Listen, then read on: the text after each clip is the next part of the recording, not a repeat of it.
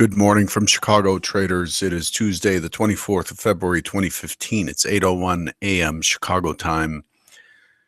Derivatives trading involves substantial risk of loss and is not suitable for all investors. My personal opinions, market data, and recommendations subject to change without notice. Past performance is not indicative of future results. Light on the news tonight.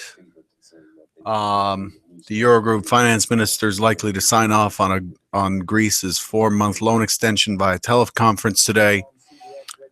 Looking for a reaction on that once that gets secured. Eurozone CPI, January CPI came in line at negative 1.6%, year on year negative 0.6%, also in line, and CPI core at 0.6%, also in line. Greek equities traded higher today by over 7% after the bank holiday yesterday. The market is on standby mode, waiting for Fed's Yellen, who will be speaking this morning at, I think it's 9 Central, 10 Eastern. So we'll be paying attention to that testimony. It'll be on CNBC and so on, but I'll post a link on Twitter once I find it. The Turkey Central Bank cuts benchmark repurchase rate by 25 basis points to 7.5%. The reason I put that in there, it's not like the Turkish Central Bank controls how the S&P and most other products that we trade matter, but make them move. But it's important to note how the global central banks and what direction they're moving. It's further evidence that, again, supports the thesis that the idea that we'd be raising rates by June is unlikely. I don't think that that's on the card on deck at all. Let's look at the what we're expecting today. By the way, U.S. Case-Shiller just came out. This is a housing market index, 0.87% versus 0.6 estimated, and then 4.46 versus 4.3 year on year. So it beat by a fair margin the expected number. Also, the S&P fair value is negative 2.7%. Looking ahead today, at 8:45, just 15 minutes after the open, we have U.S. February preliminary market composite PMI and the services PMI. At 9 Central, as I said, we have Fed's Chair Yellen provides her semi-annual testimony to on the state of the economy and monetary policy at the Senate Banking Committee hearing. At 9 also, we have February's Consumer Confidence Index. Also at 9, we have the February Richmond Fed Manufacturing. At 9:30, an hour after the cash open, we have Dallas Fed's February Texas Service Sector Outlook. At 10:30 Central, we have a 4-week bill auction. At noon, we have a 2-year note auction, and then at 12:45 Central, we have Bank of Canada's Governor Poloz speaks in London, Ontario, and then at 1 o'clock Central, 2 Eastern, we have the U.S. Fed discount rate minutes, and then finally at 3:30, just after the pit close, 15 minutes after the pit close, we have the usual API crude oil, gasoline distillate inventories. Okay, so fair amount, a lot of noise expected today, but the key element, of course, is Fed's Yellen. One thing that I saw yesterday that for some reason is not showing up on calendars today is ECB's Draghi supposed to be speaking as we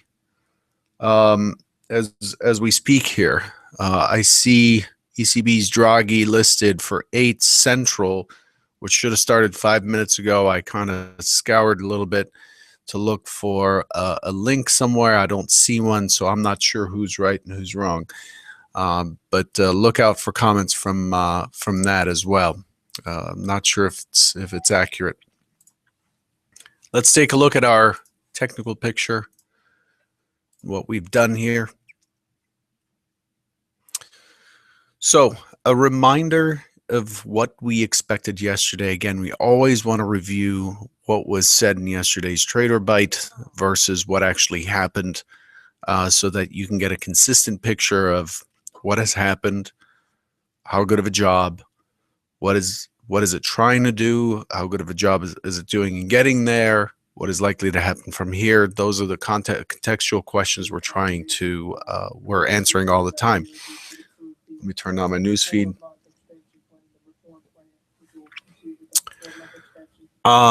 And so yesterday we were looking for an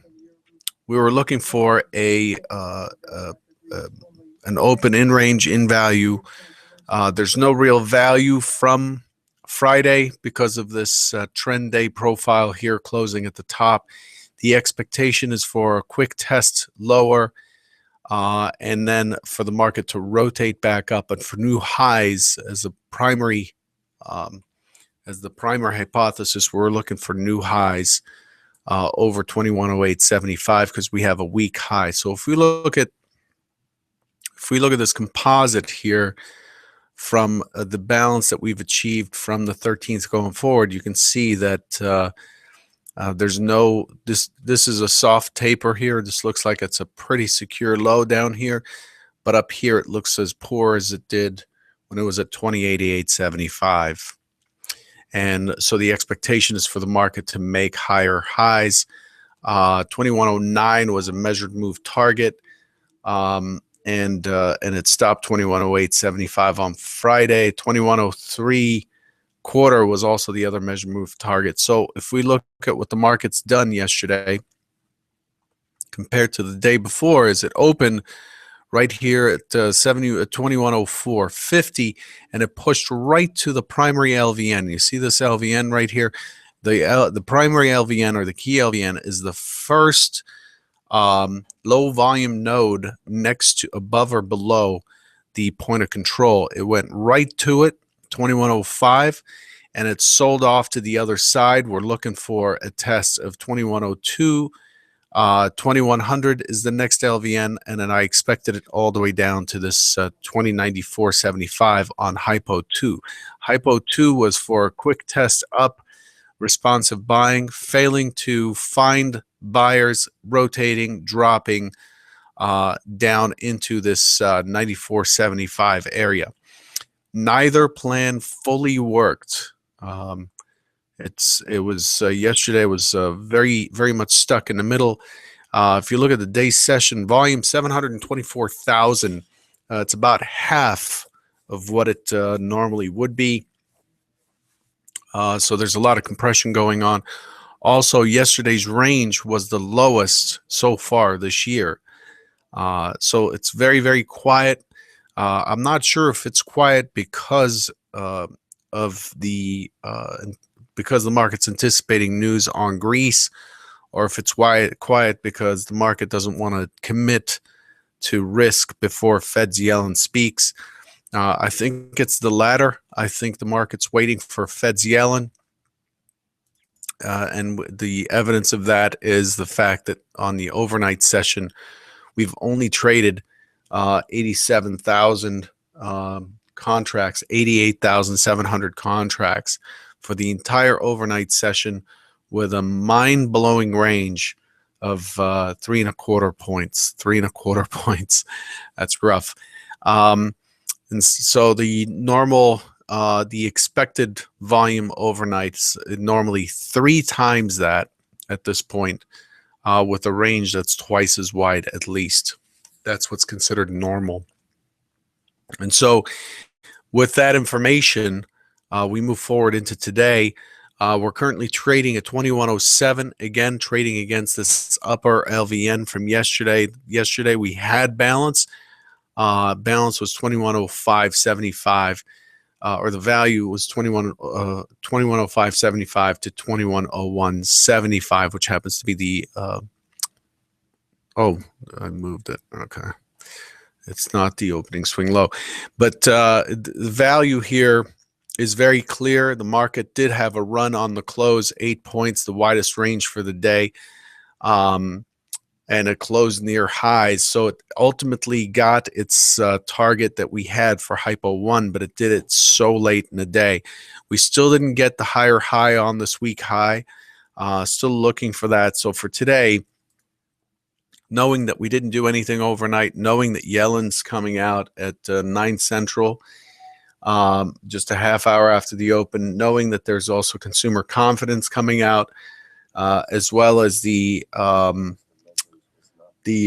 Fed discount rate minutes, we're likely to go into a holding pattern chop type of trading. I expect the open to be in value. I expect the open to drop a little bit into value, but I'm still looking for that higher high above 2108.75. I'm looking for all-time highs again, given the configuration that we're in.